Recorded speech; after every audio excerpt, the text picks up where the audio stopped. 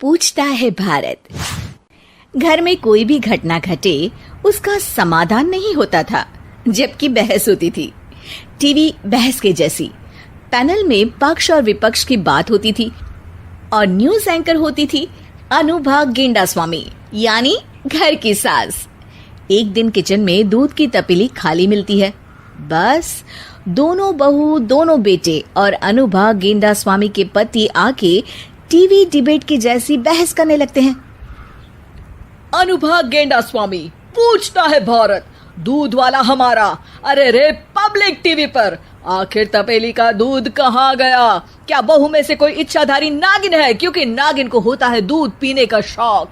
क्या किसी विदेशी ताकत का हाथ है जिसने हमारे घर में बिल्ली छोड़ी है? पूछता है भारत। माँ जी, भारत कौन है? अरे भारत हमारा दूध वाला है। ये देखिए, जिनके हाथ में है घर की सत्ता, उन्हें नहीं पता कि दूध वाला कौन है। माँ जी। अरे ना जी, ना जी, ना जी, नहीं चलेगा। माँ जी, माँ जी, ये मेरा शो है, आपकी माँ जी का नहीं।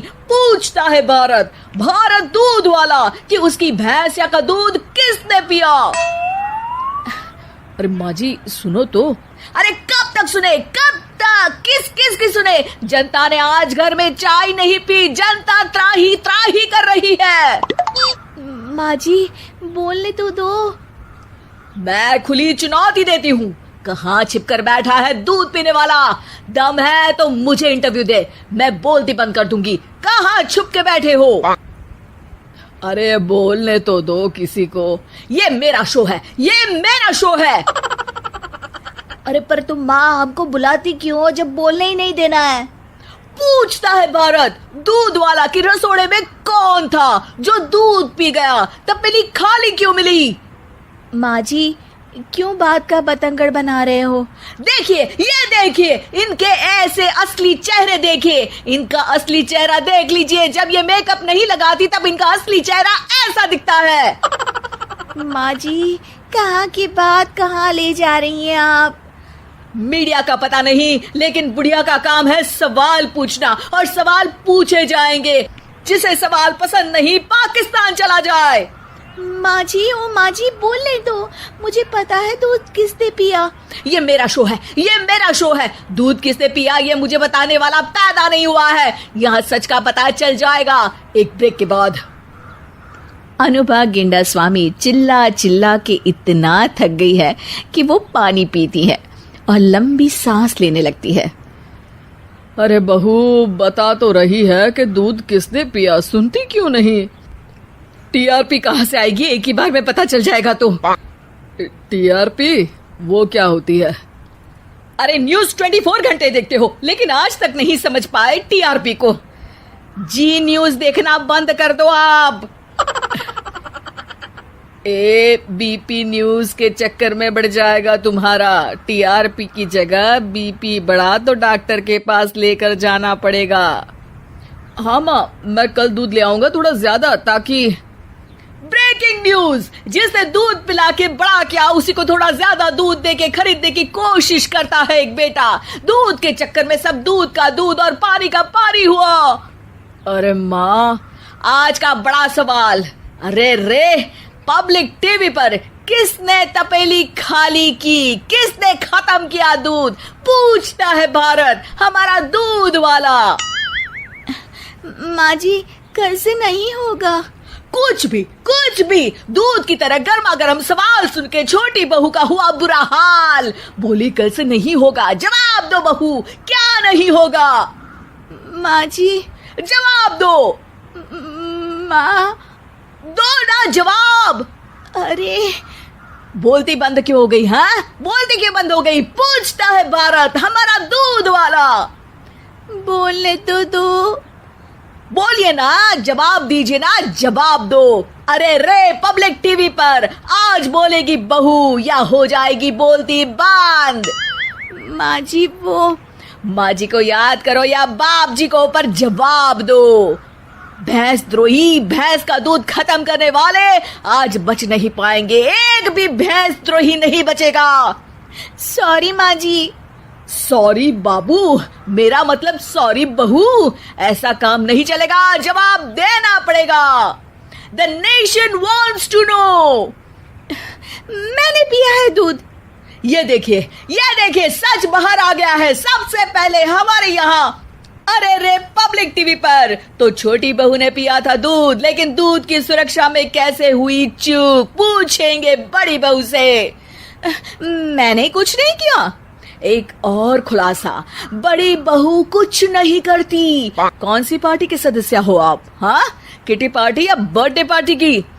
माँ जी, मैं पार्टी नहीं करती। ये देखिए फिर से कहा इसने कि ये कुछ भी नहीं करती। पूछता है भारत दूध वाला कि आपके कुछ नहीं करने की वजह से दूध की सुरक्षा में सेंध कैसे लग गई। माँ जी, मैंने कितनी बार कहा है, दूध को ढक दो। ढंका था माँ जी मैंने। उसके बाद कितनी बार कहा है, दूध को फ्रिज में रख दो। तभी अचानक अनुभा गेंडा स्वामी को चिल्लाने की वजह से चक्कर आ जाते हैं। ससुर जी चिल्लाते हैं, अरे इसका बीपी बढ़ गया है, इसे पानी पिलाना पड़ेगा। कोई पानी का मग दो। माँ जी को पानी पिलाया जाता है और मुंह पर पानी मारा जाता है। अनुभा आंखें खोलते ही कहती है, देखते रहिए। अरे रे, पब्लिक टीवी अनुभा गेंडा स्वामी के साथ आगे करेंगे किसी और मुद्दे पे बात। तब तक घर का दूध ढक दो, फ्रिज में ले जाकर रख दो।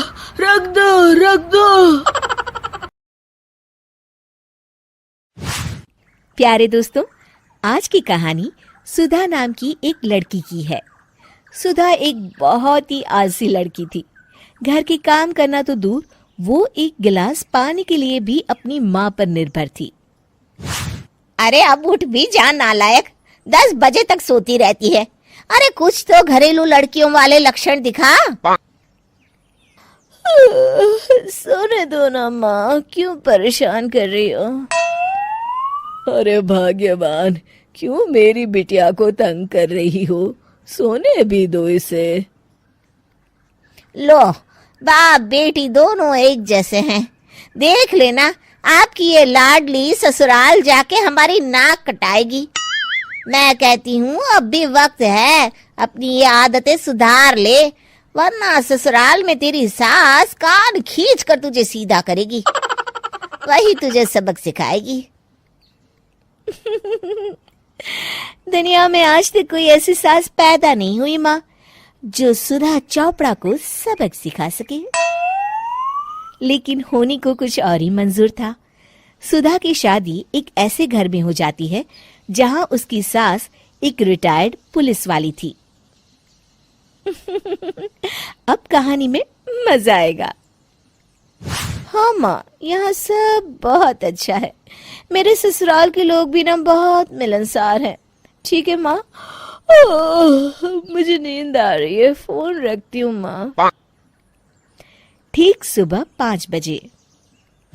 अरे जल्दी उठो भाग्यवान, वरना कयामत आ जाएगी। हैं? अरे क्या हुआ? कौन सी कयामत आ जाएगी? अरे मेरी माँ आ जाएगी। तुम नहीं जानती, इस घर में सिर्फ मेरी माँ का हुक्म चलता है। सबको सुबह 5 बजे बिस्तर छोड़कर हॉल में पहुंचना ही पड़ता है। अरे अब इंसान क्या अपनी नींद भी पूरी नहीं करेगा? यहाँ मजाक चल रहा है क्या? तभी वहां सुधा की सास आ जाती है। अटेंशन! मजाक तो तू समझ रही है बाबू, ये मेरा घर है और यहाँ हर किसी को डिसिप्लिन में रहना होगा। अटेंशन! अरे माँ जी, लेकिन इतनी सुबह कौन उठता है? कौन होता है मतलब? हम सभी उठते हैं, रोज उठते हैं, और अब से तुझे भी उठना पड़ेगा। आखिर मैं पुलिस वाली जो ठहरी। अटेंशन! अरे माँ जी, लेकिन अब तो आप रिटायर हो गई हो ना। तो क्या हुआ? शेर कितना भी बूढ़ा हो जाए, शिकार करना नहीं छोड़ता। उसी तरह हम पुलिस वाले रिटायर होने के बाद भी अपने अनुशासन में ही जीवन जीते हैं। चलो अब बेकार की बहस बंद करो और उठकर हॉल में चलो। अभी आधा घंटा तुम सबकी परेड चलेगी। अटेंशन। अरे मैं कोई परेड नहीं करने वाली। सुधा की सास अपनी बहू का ये बर्ताव देख झल्ला उठती है। गौर से देख, तू कहां और किसके सामने खड़ी है? यहां बात सिर्फ एक बार समझाई जाती है, बस। अटेंशन। इतना कहकर सुधा की सास चली जाती है। अपनी सास का ये रूप देखकर सुधा घबरा जाती है और जल्दी से उठकर बाहर चली जाती है। उस दिन से सुधा की जिंदगी बदल जाती है। हाय, थक गई मैं तो। ये घर है या जेल? कितना काम करना पड़ता है। लाइए दीदी, 2 रोटियां और दीजिए, मुझे बड़ी भूख लगी है। ठहर जा बहू, ये तू क्या कर रही है? मैंने सबके खाने का हिसाब तय कर रखा है। तुम 4 रोटी से ज्यादा नहीं खा सकती और ये मिर्च मसाला भी नहीं चलेगा। मेरी बहुएं एकदम फिट होनी चाहिए। अटेंशन। क्यों माँ जी, आप हमें दंगल में लड़ने के लिए तैयार कर रही हैं क्या? क्या कर रही हो सुधा? माँ जी को मजाक बिल्कुल पसंद नहीं है। चुप करके खाना खा लो, इसी में भलाई है।